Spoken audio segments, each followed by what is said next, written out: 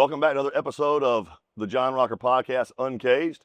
Here again from Sugarland Farms, right outside of Athens, Georgia, where my PIC, Johnny Free, was smart enough to book us an outside venue in Georgia in July, which is why I'm sweating like a whore in church. Thanks, Johnny. Appreciate that. Great guest today. It's a man named Tennessee who's from Oklahoma but lives in Texas. Tennessee Jet. Welcome, Tennessee. It's great to be here. It looks like it's hot out there. It was hot this morning. Now it's holy shit hot. It feels good. Yeah, I hadn't stopped sweating in 3 days.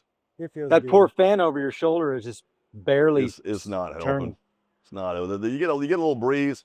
The sweat on your body like cools you off, but that breeze shuts down. Yeah, you can just feel your balls sticking to your leg. It's not my favorite. It should be September or October right now.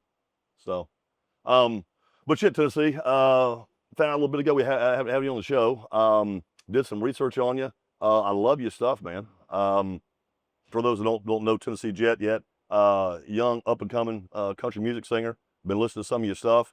You sound like a Bob Dylan Merle Haggard merge.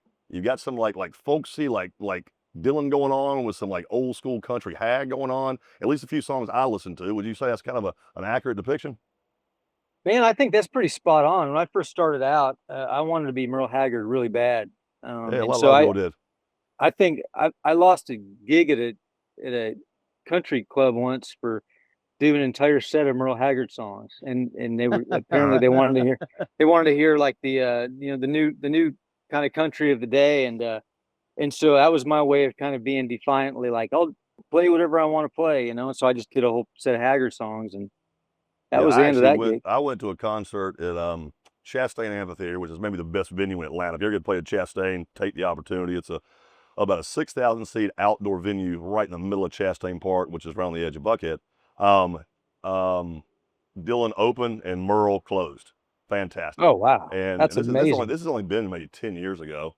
And the game we played when Dylan was singing was see how many words we could identify in this Bob Dylan song. It was usually about 3 a song. It was peace tomorrow. Just mumbled its way through about 8 or 10 songs. Pretty good. But the Hag came on, and of course the Hag killed it. So what I did when I did look up and see Baseball Man said he played some college baseball. Where'd you do that at? Played college at Eastern Oklahoma State and then Nice. Northeastern Oklahoma State. Play all 4 years. No, I played just the first 2, and I kind of realized at that point that I was a great high school player, and I was a 300 hitter in college, but that was about as far as it was going to go. And as you know, to go beyond college, you've got to be just like freak basically. Yeah, and that and go ahead and sell your soul to the devil too. That's what it's going to take. Well, I realized that like music was the passion. It always kind of was, but I never knew how to really do music. There's Little League sign up, so that's easy to figure out, but there was never like being a band sign up. So I played baseball, and man, I still love the game. I just love it a lot more than it loves me, Yeah, I get you. And one thing I've been hanging out with musicians my entire career, and we were talking before tape started rolling. I've hung out with a lot of musicians over the years, most notably Leonard Skinner. He sang with his boys a bunch back in the day. Unfortunately, most of them have passed away. Actually, all the original members are gone now. And that's one thing that I was always jealous of. All the musicians that I used to hang out with, they're still playing. And once this thing right here decided it was done at 32 years old, that's it. My life's work is over at 32. It's nice to be a musician as long as you keep these vocal cords going and you love doing it. I mean, you can be Willie Nelson and going at 89 years old. You're still out there, kicking around singing songs. Which one thing I do, and again, zero, not an ounce of musical talent in this body. But I am a little jealous of my musician buddies. They can, for decades, do what they love. Sports, very, very finite. And once the body decides to not cooperate anymore, that's the end of that. So, yeah, I think he made the right decision.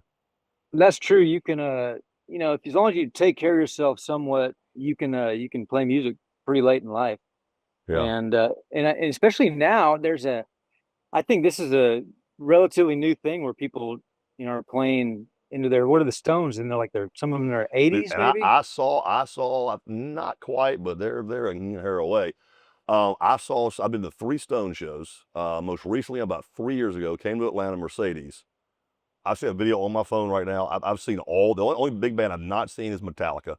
I've seen AC/DC multiple times. I've seen Kiss 17 times. Aerosmith, I sat and watched Aerosmith when Kid Rock opened for Aerosmith. I sat side stage with Ron Jeremy. I've seen a lot of shows. I've seen a lot of shows side stage. I don't even know how to compare everything I've seen to a Rolling Stone show. I mean, it's just the most, it's a, I don't know, it's a circus. It's just, I don't know how to say it, but I mean, those old motherfuckers put on a just ridiculous show. Jagger is still all over the place, and Ronnie Woods and Richard are still just ripping the shit off of it. It's just amazing, and they sold out 80,000. And one of my good friends, he's passed away recently, is good friends with Chuck Lavelle. Chuck is actually from, or lives in Macon now. He's not from Macon, but I grew up in Macon, Georgia. Lives outside Macon, so I've known Chuck's daughter since probably high school or so. And Chuck got us pit seats for like $700. So I was literally like 15 feet from the stage. I mean, it was just absolutely awesome. But that show, when they come out playing Jumpin' Jack Flash, wow. I mean, just unbelievable, dude. You ever been to a Stone show by chance? I have not. No, I'd love to go to one, but yeah. And the hourglass is about out, but I think they're doing one more U.S. tour. At least it's been announced.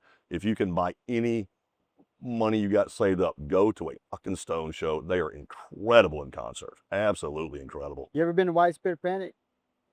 No, I have not. No. That's a smart ass question. That's this. Do you know who Widespread Panic is? Oh yeah, I know they are. Yeah, he knows who they are. He spent 3 days with them. I grew up on Panic. I love Panic, and I used to sit side stage for a bunch of their shows too. And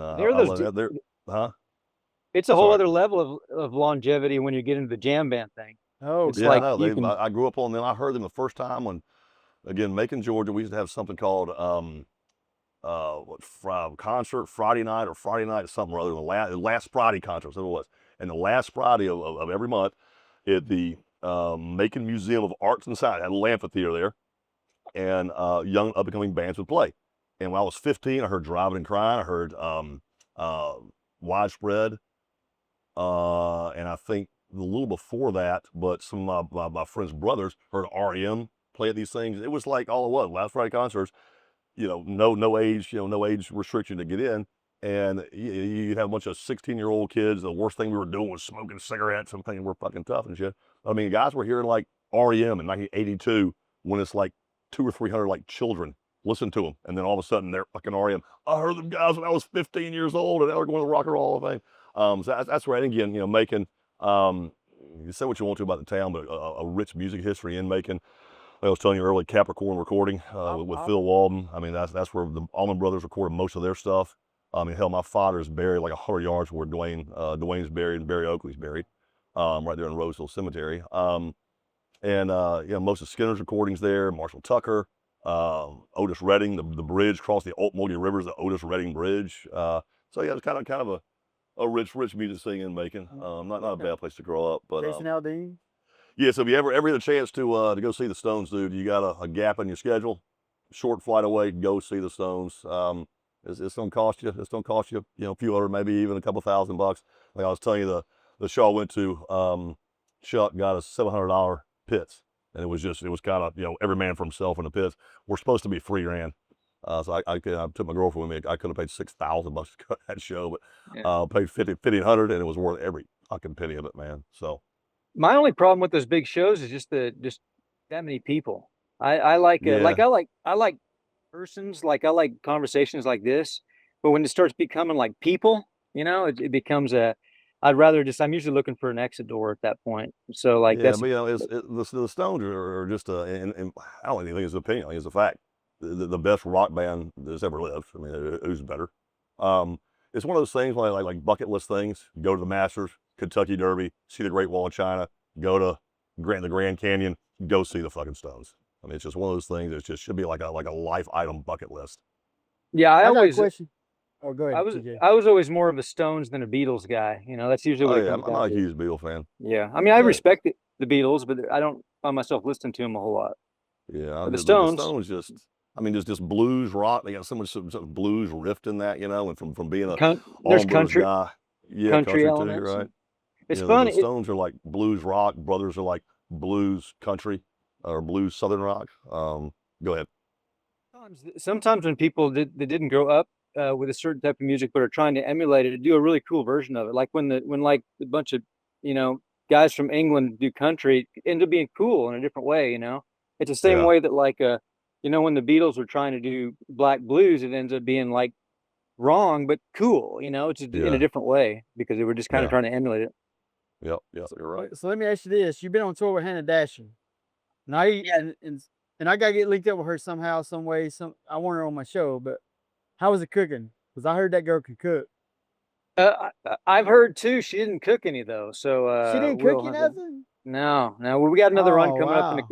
another run coming up in a couple of weeks. So maybe I think we just got to put more pressure on her to cook. And maybe she'll do it. She's sweet, so I'm sure she would if we asked her to. Yeah, everybody here in Nashville, they say that girl can cook, boy. Yeah.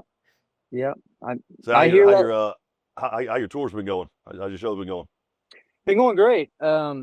Just it's hard to. It's all that basically I've done for as long as I can remember. It's the only real job I ever had. So it's just more of it's kind of more of the same, but at the same time, there's always new experiences that you have. It shows that you hadn't experienced before, and so it's good. It's a good job, man. There's a lot of people will complain about the touring life and things like that, but I think they need to just suck it up because it's like you think about what's the worst day if you're a cop at the job. Oh, You yeah. know, you might get shot. If you're a soldier, you or your buddies might get killed. And when I hear musicians complain about how tough it is on the road, it's just like, come on, man. It's like Shut up. this is this is a good gig. This is Your guitar string broke and you bust around a gas 5 miles from a gas station. All right, we'll fix the shit. exactly. When's Tiffany bring you back to Georgia? Let's see. I don't know. Maybe if not before the end of this year, early next year. I imagine. I usually like to get out to Atlanta at least once a year. Yeah. Any idea when you come back? Probably early next year, because we were just there not too far from there recently. So Where'd you play down here? let's see. I've done the Eddie's Attic, the Terminal West. Oh yeah, I've really seen cool. a few. I saw Declan McKenna at Eddie's Attic about 6-7 years ago. That's not a bad old venue. That venue for more intimate acoustic type things, and then there's a place Oh, called the Terminal West for Yeah. big rock and things. There's a really cool venue, and then I've played a couple other places with Jinks, I think, or with Whiskey Myers out there, but they just all kind of run together at some point. There's a lot of I beautiful want to ask you too. We're talking offset about some of your writing. You've been doing some writing with Jinx, haven't you?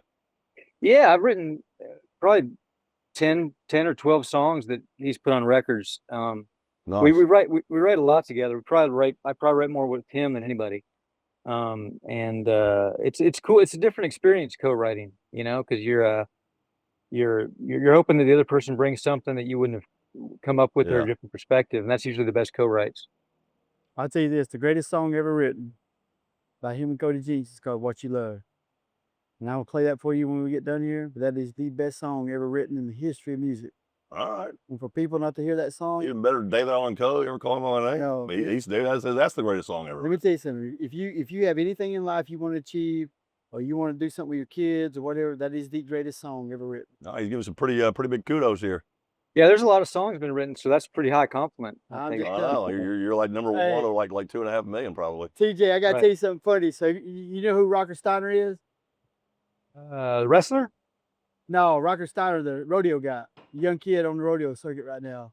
I don't know. He's huge. You gotta look him up. But anyways, we were in Nashville with him a couple weeks ago.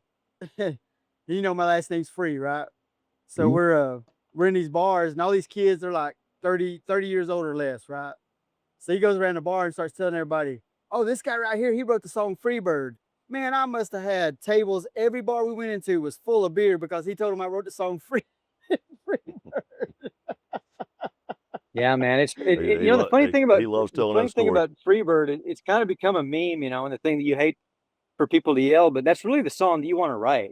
You know, you want to write the Yeah. song that everyone is tired of hearing because they've heard it so much. But the funny thing, you actually listen to Freebird, it's a pretty fucking great song. You know, it's like Yeah. Oh yeah. it's not a joke. It's a really, really great song. Tell John how you wrote the song Outlaws and Mustangs, about the movie and everything that went on with that. Yeah, so Jinx watched that movie with Kevin Costner about You, what's the dude that Dillinger, you know, yeah. and then Bonnie and Costner, Clyde. yeah, John Dillinger. Yep. Yeah, Bonnie and and Clyde.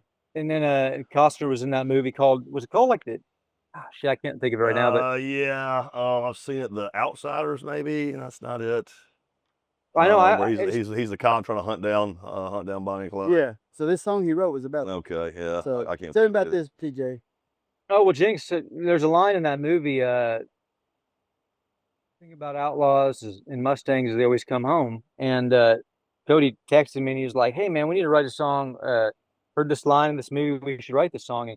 And so I thought I would just kind of put down a few like lines to kind of get the thing rolling, and just ended up just like writing everything, writing the whole song. So I sent it over to him and I was like, "Man, change whatever you want, you know, tweak it." I just kind of started rolling. I figured I'd just keep going. And he's like, "No, man, it's done. Let's just call it." So it was like that song just Now, basically. good question for you. How do you put music to lyrics? How do you do that? Well, it's funny because like you've got basically like can be a very literal thing that there's not like a lot of deciphering to figure out like what they mean. You know, they can be very blunt to the point, or Yeah. they can be real poetic and kind of cryptic and kind of make you wonder, kind There's of a like lot of folks who can do that, but to put the right music with the right lyrics, I mean that's where the magic's made right there.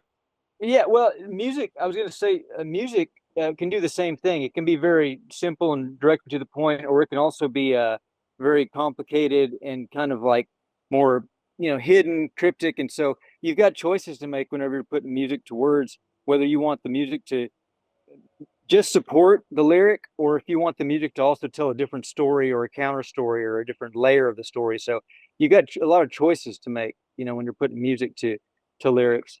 And the same thing with drum beats and feels and tempos. It's like you can totally change the way a song feels depending on, you know, what kind of drum part that you put to it. So it's Yeah. all kind of intertwined. So it's really just a decision on the writer, you know, how they want that song to come across and what they want to communicate.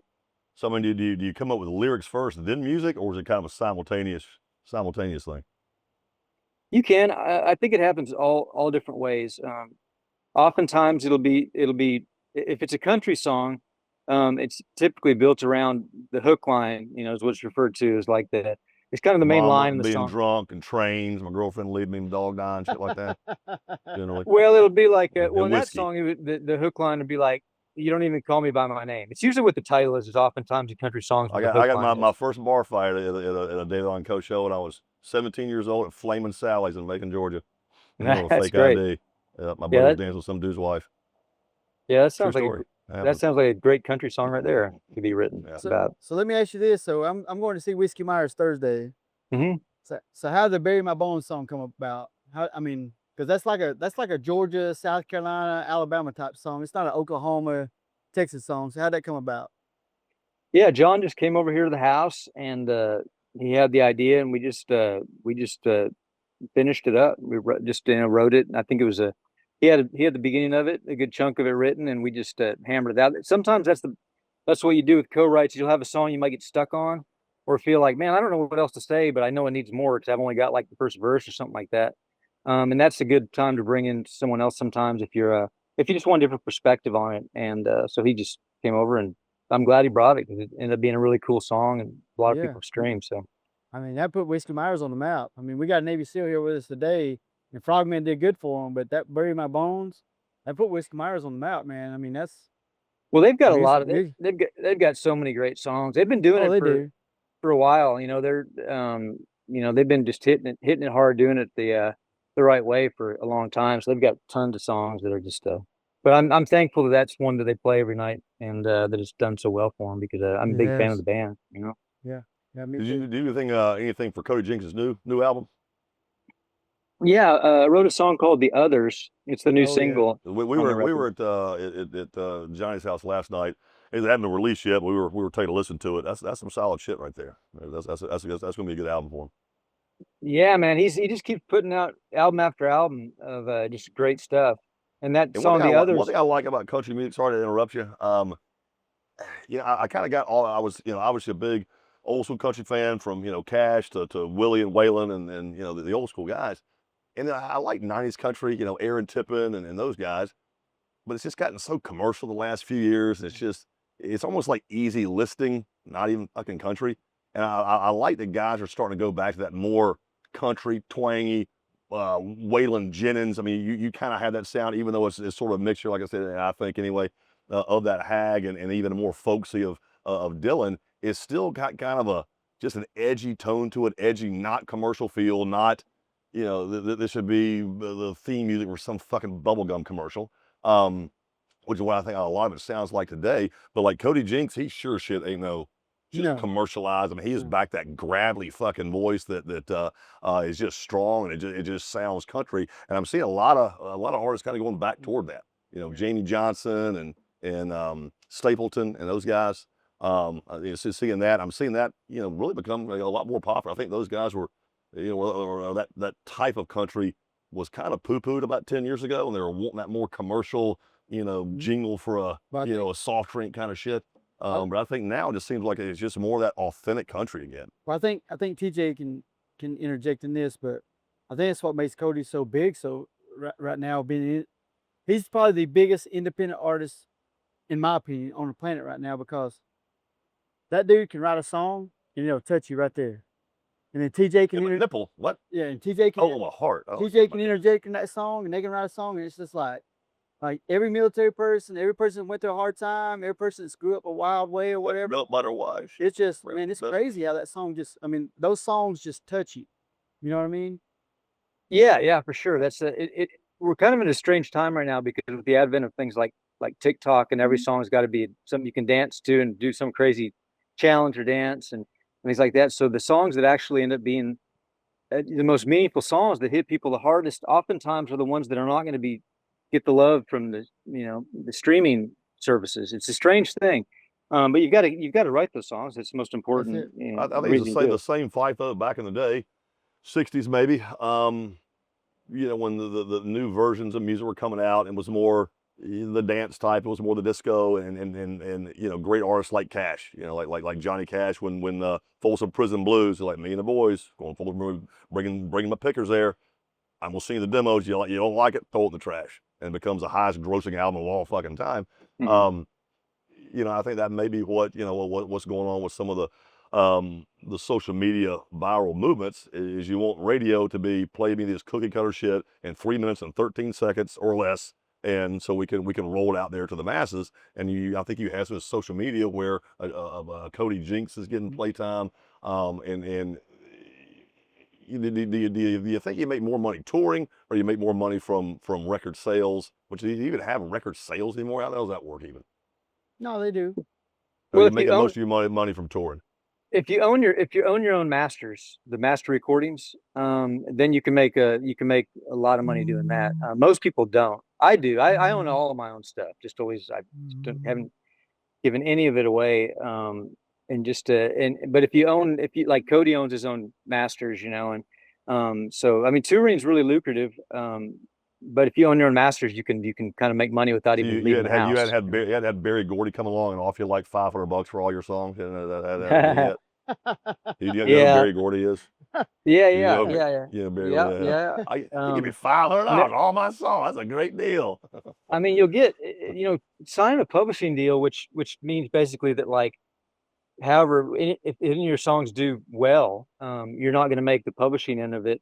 It's kind of betting on yourself to fail, because if you bet on yourself to succeed, you'd want to own all that stuff. Now I get it. People think that other people are going to go and work their songs and things like that. But most of the songwriters that I've met that have signed publishing deals tell me that the biggest cuts they ever got, they got themselves anyway. So I think you're better off just holding on to So I got a question.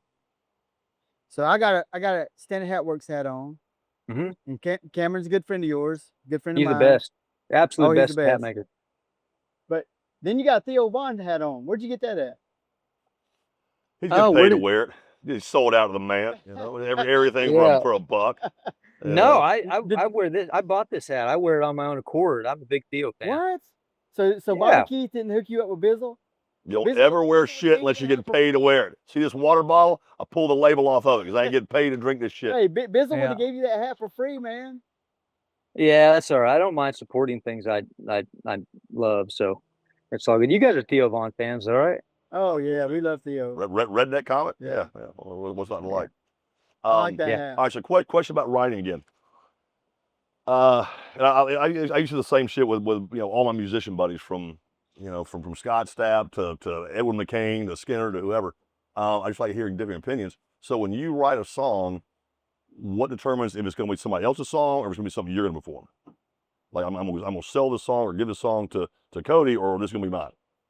Well, they're almost always going to be, I'm writing for myself. If I'm co-writing, it becomes a lot clearer. Maybe if something's like, if someone brings an idea to me in a co-write, it's pretty clear that like it's something about their life. I'll just help them finish it.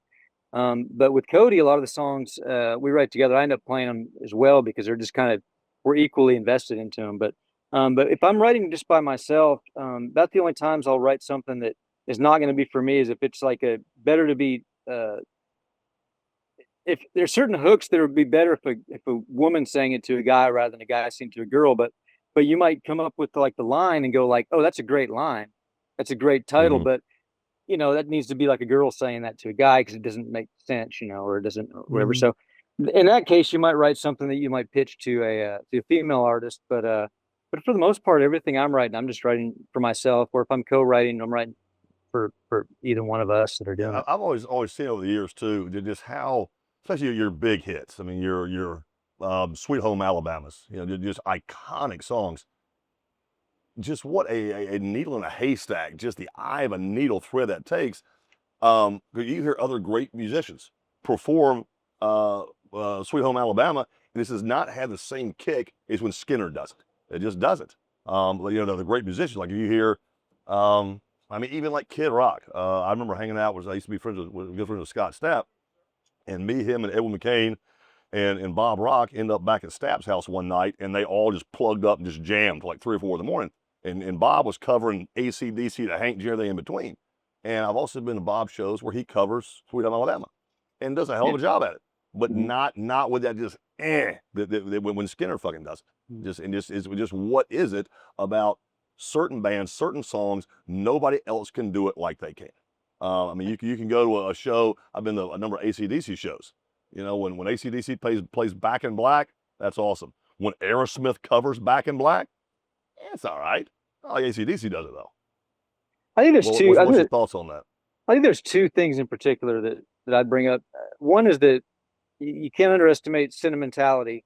Just like the first time you hear something that's just kind of etched in stone of like that's the way it's supposed to be. And like it's like whenever bands break up and then maybe the singer will go on and just do a solo thing and people want to hear the old songs from his band and he's just like, no, I'm not gonna play those songs, that was a band thing. You're basically telling the audience like, hey, grow up, that's over, it's done.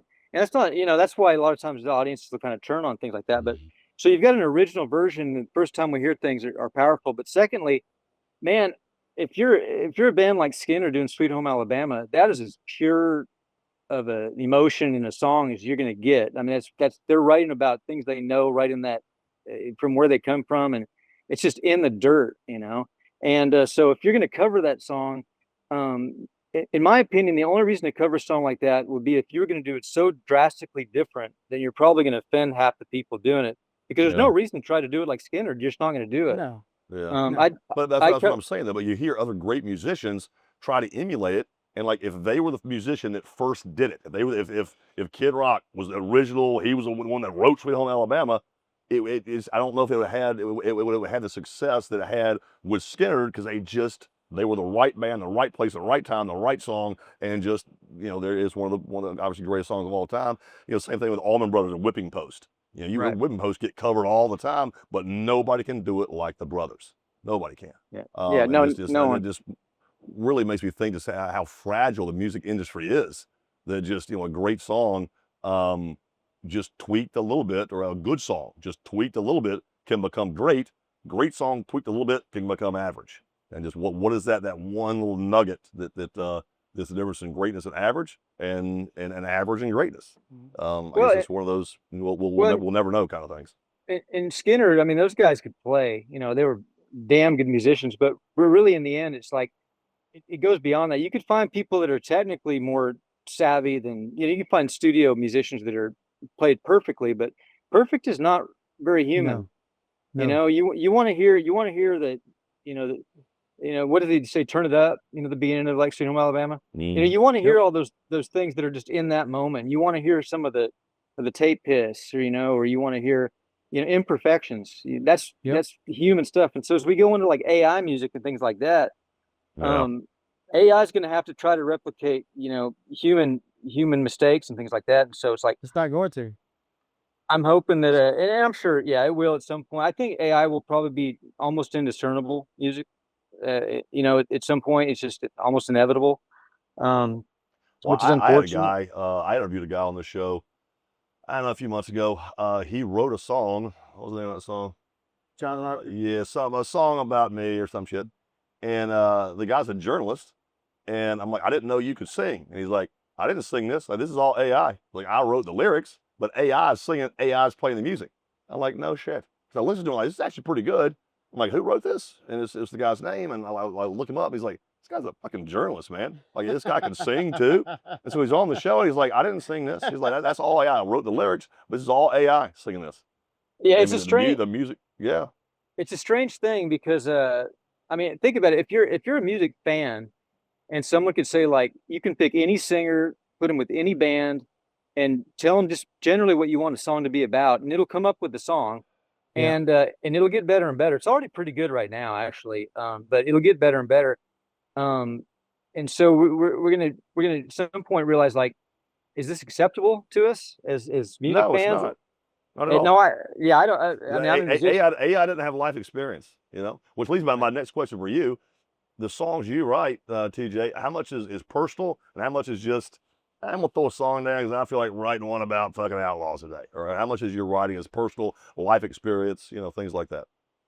If you're doing it right, even if you're writing a song about someone else or about some topic you've never experienced, then your own experiences will just bleed into that song.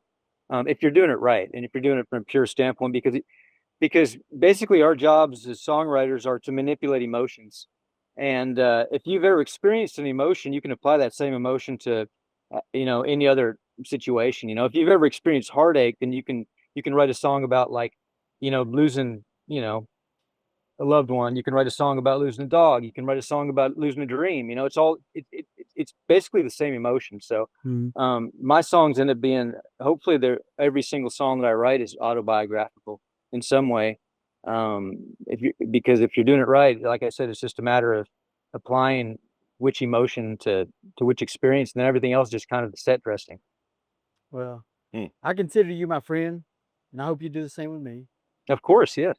And your songs, they mean a lot to me, and my military guys, they mean a lot to them. And it's like, just because you're real, and Cody's same way. Cody's real, you know, and Whiskey Myers same way, you know. And it's just, that's, to me, that's what's changing the music industry right now, is real. You know, if you can be real, you can connect with people. You know, and the young people still gonna like the Morgan Wallens and all them, and I have nothing against them. I like some of their music, but as an adult, a 50-year adult that's grown up through life, yours and Cody's and Whiskey Myers and people like that, it connects with us, you know, because, you know, you might have grew up poor. You grew up poor, and then you had to go through all this, and you had to go through all that, and you don't have to talk about you grew up short. Yeah, you grew up short. That's, you don't have to, bad as that would be. Yeah, you don't have to talk about your mama getting run over by a train or whatever, but they sing, you guys sing the song or write the song to us that says, man, I went through that shit, you know. That guy right there, he wrote a song, and so there must be a lot of people that went through that with him. And you interpret a little bit different than the songwriter did. Yeah. That's what makes music fun. You know? It just touches us, you know, TJ, so. Yeah, well, that's the thing too, is once a song is out, it doesn't really belong to the writer anymore. And people can interpret it however they want to interpret it. And like, I've had people come up to me and they say, like, what's this song about? And you say, well, what is it about to you? And they'll come up with something that's really beautiful, but it's nothing I was really Yeah, thinking about when I not wrote the what you song. had in mind. Yeah. And so who am I to tell them that they're wrong? It's like, Yeah. no, if that's what that means, that's what it means to you. Cause you're just, it's a good job to be able to just like write songs and put them out into the world and have them affect people. It's an amazing thing. It's the same reason that people watch baseball. It's just like, it's an escape, or it tells them that like everything that someone goes through on a baseball field, which is a game of failure really, and overcoming it over and over and over and over. It's just struggle. Hopefully not as a pitcher, as a hitter maybe, but as a pitcher, man, you're not gonna be around very long. Well, I mean, it's like the Outlaws and Mustangs song that he was talking about earlier. So when I went to the Army, I moved 3,000 miles away to Seattle.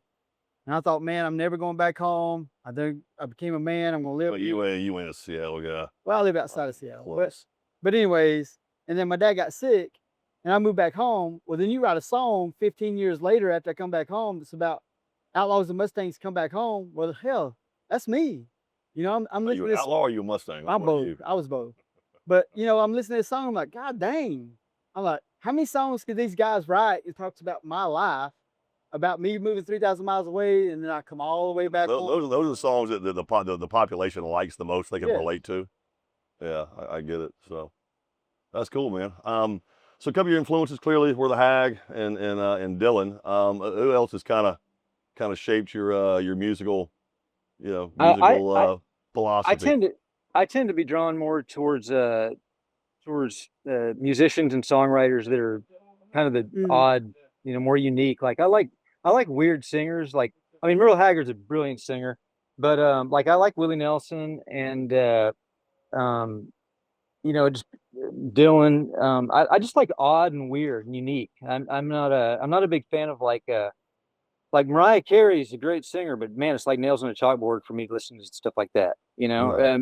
Because I just like weird. I like odd. I don't like. If you did, you should probably kick your own ass if you call it a Mariah Carey fucking thing there. I'm going to tell him on to Wylie Ray Hubbard. I don't think he's ever heard of Wylie Ray Hubbard. Dude, that guy's got that Choctaw song. I go down to my gym and I work out. That's the first song I put on when I get down there every night. Oh yeah, Ray Wylie Hubbard doing a Choctaw Bingo or doing Snake Farm. Oh my God, great. Oh yeah, Choctaw Bingo is the song. So you're more kind of like beatnik, sort of all the beaten path. A lot of influence coming from. Those I like things that like if you were headlining a festival, and then you got sick at the last minute and they had to find a replacement. I don't want there to be just a poor man's replacement that's just as good. I want you to go like you got to go a different direction because there's only one. Like John, I mean, you're a great example of that. It's just like name another reliever in personality that's ever played the game that's in the same mold. You've got some couple of mad Hungarians. There were a couple of little fruity upstairs. Yeah. That guy was clinically fucking crazy though. He used to fucking throw at guys. Then when he hit them, then he would charge them. He was clinically nuts. I'm pretty sure. I mean, during your era, Rob Dibble was pretty crazy, huh? Yeah, right. But John was a folk hero. I tell him all the time. I said, John, you are a folk hero. Would you agree? Yeah. I mean, didn't Kenny Powers basically? Exactly. Don't the folk heroes usually die in the end though? No, man, you're a good folk hero. No, hey, John, folk heroes live forever, man.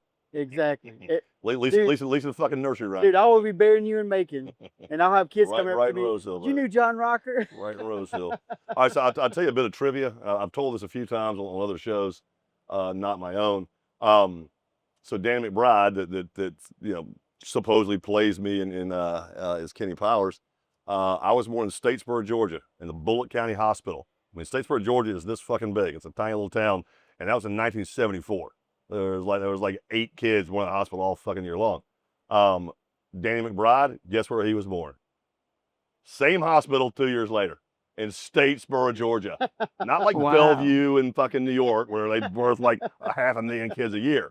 Statesboro, Georgia in 1976. You can't make it up there. No, you can't. Talk about some fucking irony. Yeah. That is wild. So when you I'm assuming you've watched Eastbound and Down. Right? Yeah, some. So when you're watching it, are you just thinking like it's over the top? It's for the cameras. It's TV. Let's take Right, something that would be sort of funny, add some ridiculous elements to it, make it really funny. It is. It's humorous. But I've talked to Will Ferrell about it before. I've even tried to get a cameo on it. They didn't respond. But I've never met Danny McBride to be like, hey, dude, did you know we were born in the same fucking hospital, dude? And if he's done it took me literally 45 seconds to find that out. Where's this guy born? No Hey. shit. About 5 years ago. There's no way if they heard you were wanting to be on the show that they wouldn't have put you on the show. I'm sure it just didn't get to somebody. I would have. He didn't get to the right people. Yeah, there's no way. That was 10 years ago. Because I reached out to Danny McBride. The first time I reached out to him, he's like, heck yeah. He's like, I just got done doing all this stuff. He's like, by the end of summer, we're together. But I will tell you though, Farrell produced that show. Farrell is a fucking flaming liberal, and I'm sure the whole staff of that show is. And liberals, just like I thoroughly hate them, they thoroughly hate conservatives. They don't want to work with us, don't want to engage with us, entertain with us, nothing. They want us to be fucking blackballed. You're over here, we're over here. And so there is a change. I had a publicist back then, and she was a little Italian lady, Debbie Cozio, and she's about 5'3", but she would fucking punch you in the face before she ate breakfast. I mean, she did not give a fuck. And so I have a feeling that if she went after it, she probably did get to the right folks. They're just like, we don't want that fucking blankety blank on our set. Fuck no. So I wouldn't doubt if she did the right people, but liberals, they just despise conservatives and vice versa. I hate them too. There is that thing. If you're not, it's not even just like if someone were to say like, oh, you're conservative, so we don't want you. It's like, if you're not woke, oh god, be that part of the right. If you're just not woke, that's just enough for them to not want you on something. No. Yeah. I got something for you. So I've been watching this Eastbound and Down quite a bit, like over and over since me and Johnny became friends here a while back. When I die, I want him to get his jukebox up, on his shoulder. And then my casket sitting there, and I want him to come over there with Collective Soul and be playing my song and like rubbing my Collective casket. Soul, me? Like rubbing my casket when he's coming over there and set that thing on top. You want Collective Soul? Dude, when he puts me on the ground, I want TJ to throw the first dirt in the ground and say, dude, this is the bomb right here. Johnny asked for this. We got this shit. Yeah. I love Dean Dean and the boys. Why'd you put like Collective Soul out of nowhere? Oh, you ain't seen Eastbound Down? So what happens is one of his buddies dies, right? And so he's over in the corner and everybody's trying to keep him away from the funeral. Yeah. And all of a sudden he comes out of the woodwork and he's got this jukebox. Okay. And he's playing Dune, the Collective Soul song. Okay. Yeah. Dean and Ed are from here, man. So he comes up and puts it on the casket and all the family's like, what the fuck is going on here? And he's got the thing up there and he's playing on the casket. I want you to do that at my funeral. And then TJ's gonna come over there. TJ's gonna come over there and put the first dirt in, and then we're gonna have Cody come over there and put the second dirt in, and we're done. Done. Everybody can leave after that. Yeah, man. It's I didn't even want to think about you dying. Oh, me neither. But it's gonna happen. We're all gonna die. We're gonna take your wife out on a date. We're all gonna die, brother. But that's that. You gotta have your dreams. So just like I sent you that. I tell you that, like I sent you that thing one time. There's never going to be a hitch on that hearse. So live your life now, because that hearse is not going to pull a trailer behind it when you die. You know what I'm saying? That's true. That's true. So that's always my big thing. So where are you getting ready to go? You're home right now, I'm assuming? I'm home. Yeah, we're let's see. There's a Texas run coming up with Hannah Dash. We're doing Lukenbach, Texas, and Denton, Texas, and then Enid, Oklahoma. I think in 2 weeks.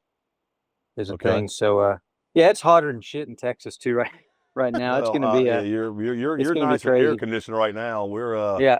I'm sitting there just feeling a sweat, Hey, we need to get a hold of Cameron and make him a cowboy hat. Oh yeah.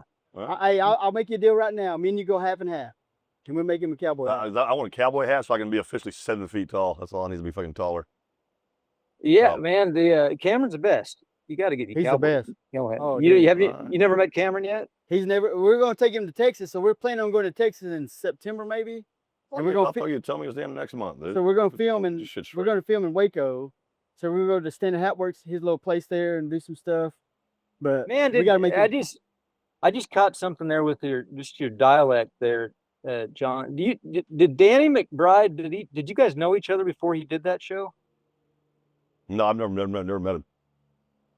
Weird, because it does sound like, I wonder if he's watched like interviews and stuff, because he's kind of got some the cadence. Well, just he the way. was born in South Georgia. Yeah, He's yeah. some sort of redneck like I Okay, am. that's a great point. He probably naturally just talks exactly the same. Yeah, we all.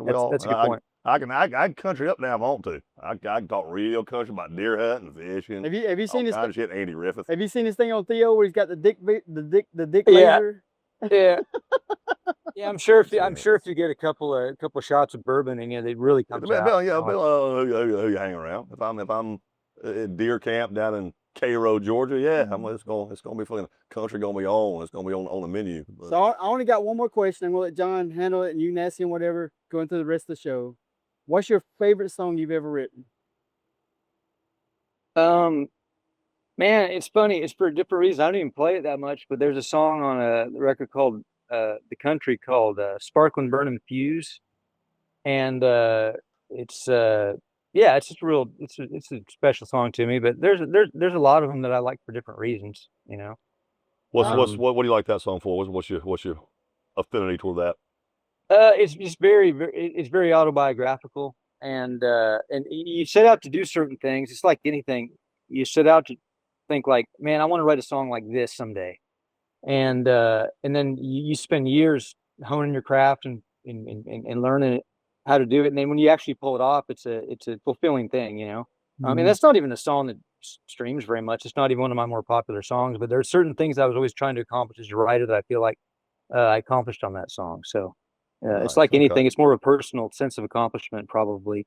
Not what for you commercially, just yeah, I got Yeah, right. But it's like but you know, I'm fortunate that the songs that are the most popular songs are songs that I really like, that I was just writing to try to write a great song as opposed to trying to write something that would be, just generally popular, because it was kind of like not very heavy. And not that every song has to be heady either. I mean, sometimes you just want to write a fun song, and just like, break up all the sad bastard or all the sad songs. You want to kind of, you need to drop a party song every now and then. There's nothing wrong with that at all. Exactly. I like the wrestling song.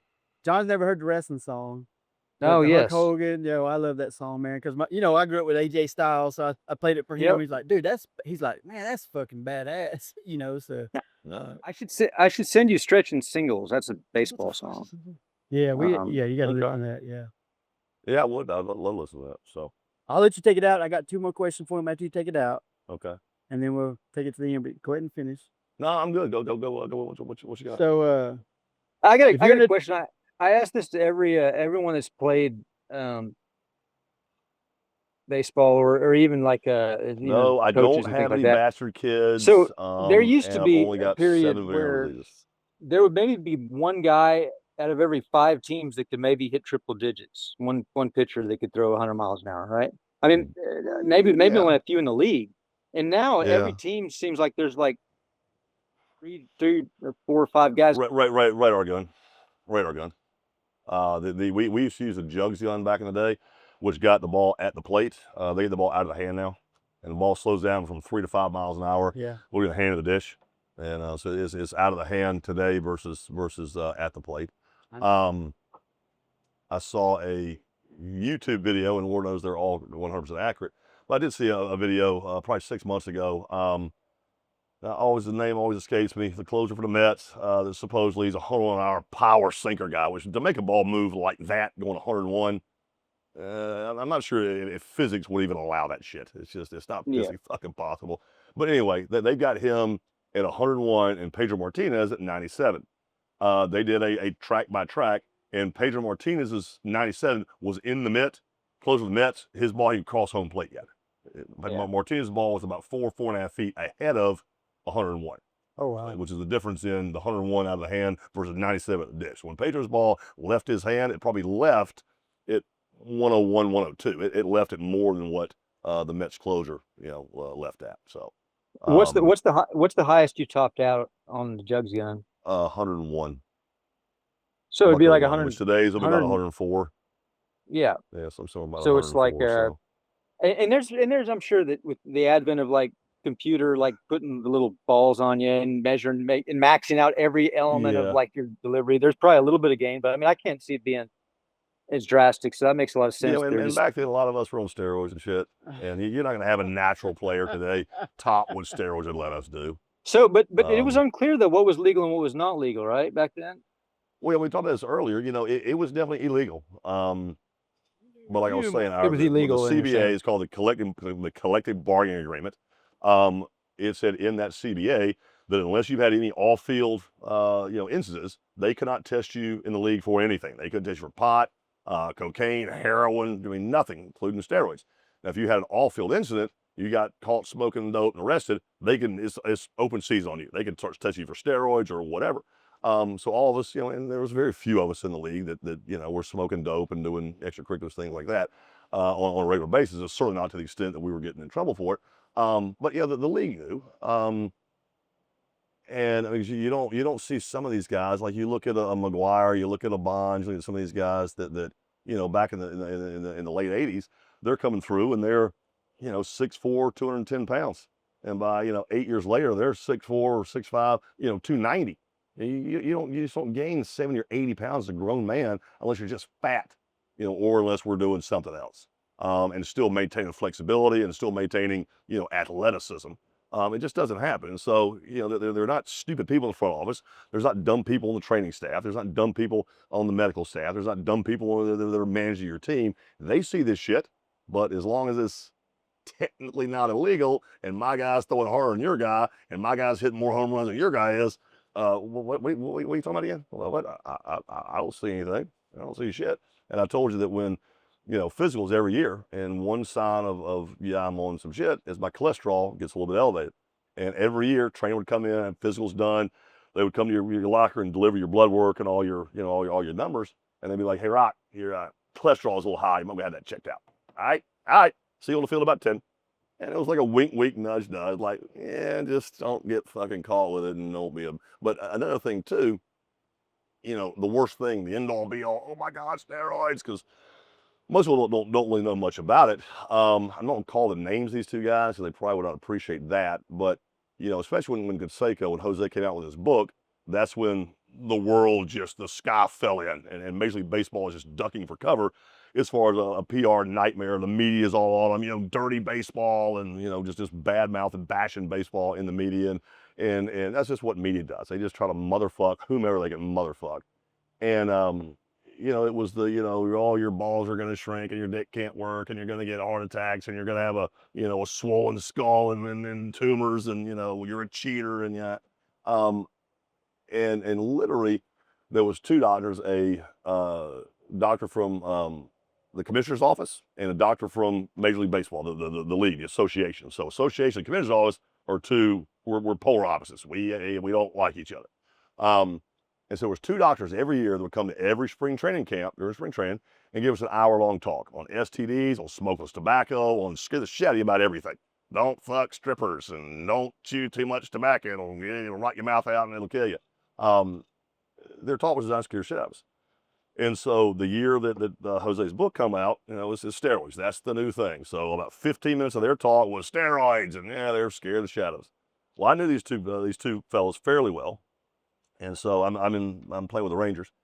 And so we're down in spring training, I'm playing with the Rangers. They do a little talk, turn the lights on, and they have a little slideshow and shit. The whole team goes out in the field. Stuck behind was me, Alex Rodriguez, Pudge Rodriguez, and Robbie Palmero. And we're sitting there, I'm talking to this guy because they had a couple questions too. And both these doctors, they are paid by the league commissioner's office to scare the shit out of us about smokeless tobacco, STDs, and now steroids. Literally both of them go, look guys, come here. If you take one kind of steroid, you do it twice a year, it ain't gonna fucking hurt you, all right? You'll be fine. Don't listen to anything we just fucking said. We're getting paid to say that shit. So media who's listening, fuck off. And dumb fans that are steroids, fuck off. You don't know what the hell you're talking about. Man, I don't, this thought may be wrong, but I heard, and this is where it gets into that, like, should Barry Bonds be in the Hall of Fame type thing. And there's a lot of guys that just statistically they'd be first ballot guys if it wasn't for that. I think interviewing us. I like this. Yeah. Well, I don't know. I find this interesting. You're curious. Go ahead. So if you took Barry Bonds' 7 MVP seasons, which is pretty crazy that he won 7 MVPs. If you took all of his stats away from those 7 seasons, he's still got over 400 home runs and almost 400 steals. No one in the history of the game has got those numbers, even that's right. Take it away or not. It's pretty. I mean, was he the best best hitter that's ever lived, basically. Yeah, I mean, just to hear even other hitters talk about him.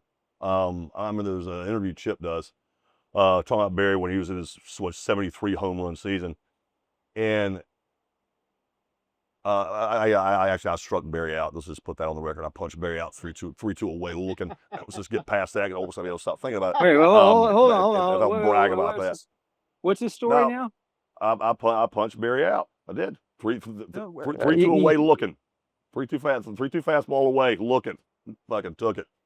Rung him up. Anyway, I'm not sure what year that was. That probably was out the year he was just in a coma and just playing out of his on another planet. But and they had highlights to sort of go along with what Chipper was saying. And Chipper's like, we went into San Fran, and Barry was on his, he'd only had like 300 at bats, probably like 450 plate appearances. He didn't walk 150 times, and walks is not considered a bat or a bat. So he about 400 plate appearances, about 300 technically ABs, and had like 50 home runs. He's hitting a bomb like once every 5 or 6 at bats. Basically a bomb a game. Pretty much.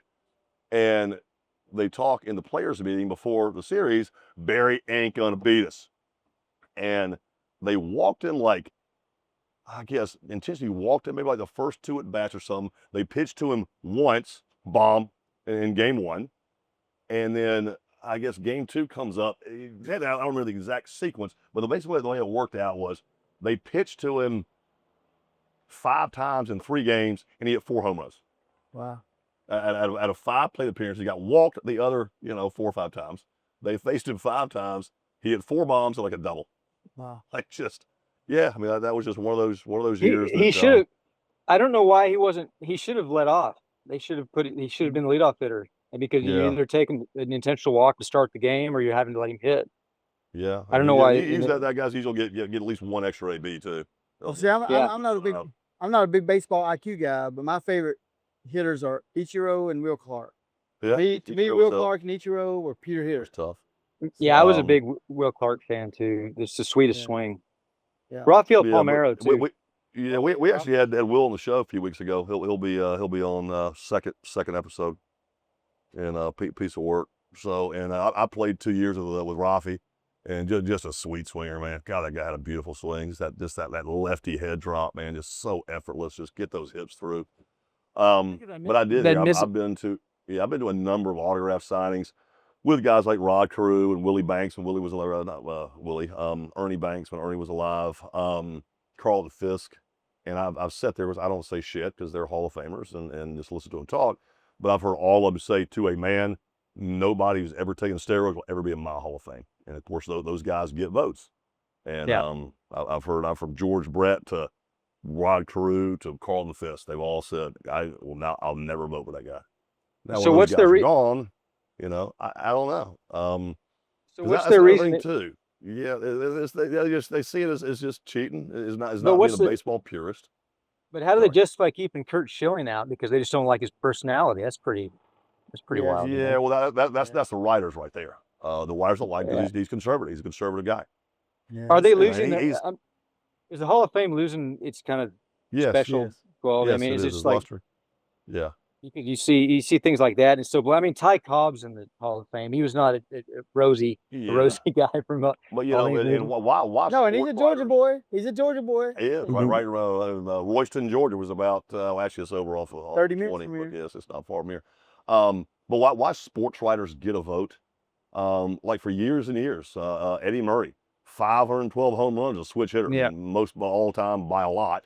I mean, it took him 3 or 4 years, maybe 5 years to get in. Because he's kind of a dick, So what? And the writers are such fucking pussies. I hate to say it, but they are. They hold grudges. They're like little bratty children that if they got treated meanly on the playground, they're going to tattle on you, and that's their way of getting back at you. If you were, less than courteous to them in an interview 15 years earlier. And he wasn't nice to me 50. I'm not going to defend you in the Hall of Fame. So you're going to withhold my lifelong achievement. Because I was kind of snippy at you one day. That's who these people are. They're little, minuscule, small-minded, puny-ass people, and yet they have a vote for the Hall of Fame. Why? Who are you, dude? I mean, I it's crazy. That was a good idea. That's a terrible idea. So who's the best hitter that you ever faced? The guy, well, the thing I ever faced was Bonds, obviously. The guy that I hated facing the most was Todd Helton. Todd was just a son of a bitch to face. He was a short swing with power, couldn't get him off balance, cover all corners of the plate. I mean, no matter what I threw him, he's gonna foul off until he finally got the pitch to hit. He didn't fucking miss it, man. And if it was out there, he would shoot it that way. If it was in here, he'd get those hands in it and yank it that way. As long as you're, yeah, Helton. He's got to put in the Hall of Fame this year. Finally. That's it. I never would have thought you'd have said a lefty. Yeah, he was just. I prefer to face righties, because I had a pretty good changeup split, but always that way, and I wanted to stay away from that down end to lefties. So when I faced the lefty, you took that pitch away from me. So the righties, I had 3 pitches, and and one of the easier pitches to throw is that arm side fastball. I mean, it's just pick up, drop it. The off arm fastball away is the most difficult pitch in baseball to throw. I mean, everything has got to be tight, perfect head, front side, rhythm, everything, because you're throwing across your body and it has to stay on plane. And you leak and all that ball's, climbing back up. You get around, that ball's cutting and going away, you're missing that spot. And I just never had to throw that pitch very much. And as pitchers, especially when we're down in counts, we're always pitching away. I'm not coming in on your ass on 2-0 so you can get your hands in and yank me, 420 feet. And so I was so used to, because the only left-handed hitters I faced were the good ones. It was, Bonds, it was Helton, it was John Olerud, it was Larry Walker. I mean, I only faced the stud lefties. I didn't face some, 220 left-handed hitter. I faced the 330 left-handed hitters. And I would only face probably 1 lefty a week, maybe 2 lefties a week. The other 30 years I've faced, they're all righties. And so I was just so used to that arm side fastball. So when I had that off-arm fastball, first of all, it was a different look. I wasn't used to seeing that look left-handed batter's box. And I wasn't used to throwing that off-arm fastball. And so I was something I was real comfortable with. I just didn't get much work at it. So guys like Helton, they were very disciplined to just cause me real problems. Even Larry Walker. Larry was not a step in the bucket and yank. He was a very disciplined, balanced hitter too. So yeah. It seems like that's why. It seems like nowadays, like, teams don't even hit 250 too. It's all about just like, dude, 16 teams out of the league hitting below 245. Half that's the league crazy. is hitting under 245, which when I was pitching, if you stepped to the plate and you were hitting 238, I wouldn't even consider you. You may see 4 pitches before you punch out, maybe. Yeah, you're in 238. You're a fucking backup catcher. You got no chance here. So you would love pitching today's game, I imagine. I would. I think I would, especially if they're giving a high strike zone now. Yeah, I could pitch above the belt all day. But yeah, I would definitely like pitching. You think analytics has really fucked the game up with just absolutely, yeah, making every decision? That stupid ass launch angle swing technique. Right. Let's try to back leg everything and lift it. Yeah, if you were, I think I threw almost 500 innings, including playoffs in the big leagues. I think I gave up like 12 home runs, so you probably weren't going to get me. So yeah, but if you came to the plate trying to get me, well, let's go, man. Let's go. I'm going to throw your fastballs away, fastballs up, back flip breaking balls, and you're going to last about 4 or 5 pitches before you swing through at least 2 out of 3. But the guys up there that would, like Helton, long swing, head stayed in the zone a long time, great balance. Those guys see 10, 11 pitches off of you. And after a while, you're almost like, just take first, dude. Just fuck off, take first. I'll concede first. A few more pitches, you're going to get, a double or a triple. So I'll concede first. Go ahead.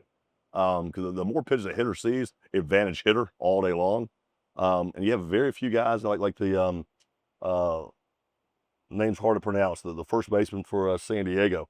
I mean, he's one of those guys. Not a huge homer guy, but I think he hit like 350 last year, 360. I don't want to cheat the guy, but he was way up there. But he's a guy that will just play pepper with your ass until finally he gets something out over the plate, and it's a double in the gap. And you're just like, I just wasted 9 pitches on your ass for you to be sitting on fucking second base.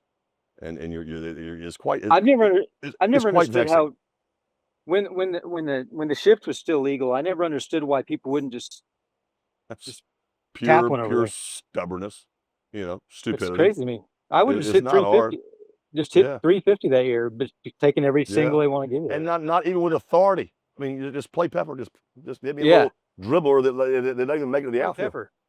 Everybody's trying to friggin', let's go over the defense instead of fucking around the defense. Let's go over them. I never understood that shit either. So leading out this thing. Oh, go ahead, TJ. What you got, man? Oh no, you're fine. So leading out this thing, you got a high influence in music.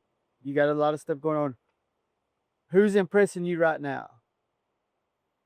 As far as music, writing songs, who's impressing you? I know Brian's up there, but Brian, he's got his thing, whatever. Brian's just a walking lyric. But outside of Brian, who's impressing you right now? I mean, there's a lot of people doing great things. I like, and I write with a guy named Josh Meloy a lot.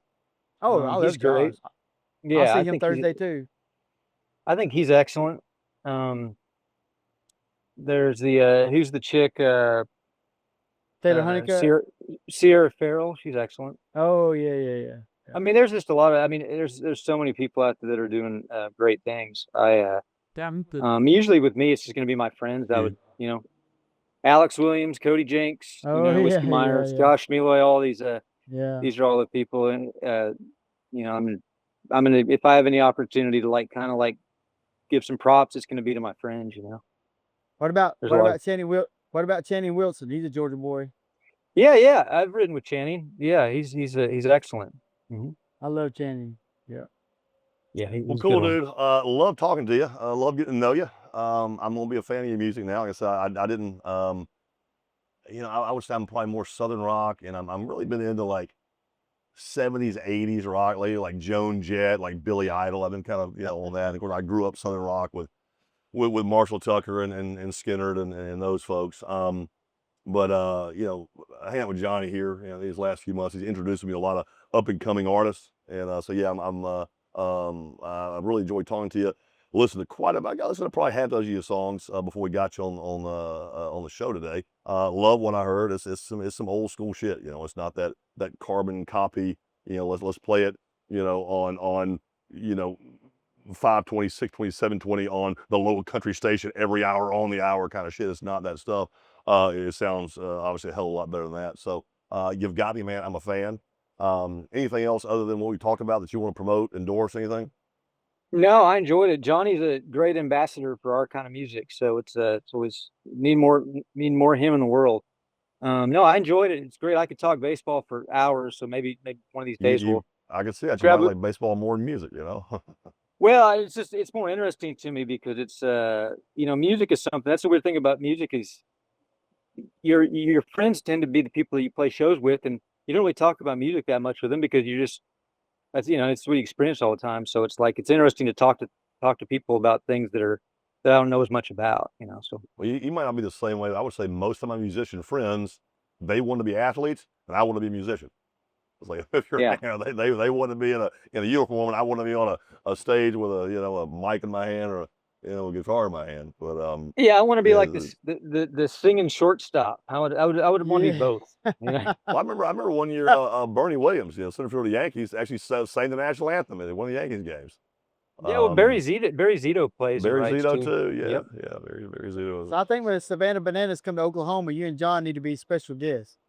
Man, when I first saw that, I didn't know what to make of it. I was thinking what is this? But the more I watch, the more I think this is probably pretty fun to go to. Oh, it is. Yeah. I don't know. I think it's I'm gonna say, joke, but it's just me. You close us out and you talk to him some more off air because he's a good dude. Yeah, he is. Awesome. Well, shit, TJ, Tennessee Jet. Loved having you on, and we'll definitely plug you, support you on this show, and glad you were on, and just good luck to your future, and let's see you in the Grand Ole Opry one of these days. Yeah, man, it was a blast. Thanks for having me on. All right, man, be good, dude. Hey, TJ, I love you, brother.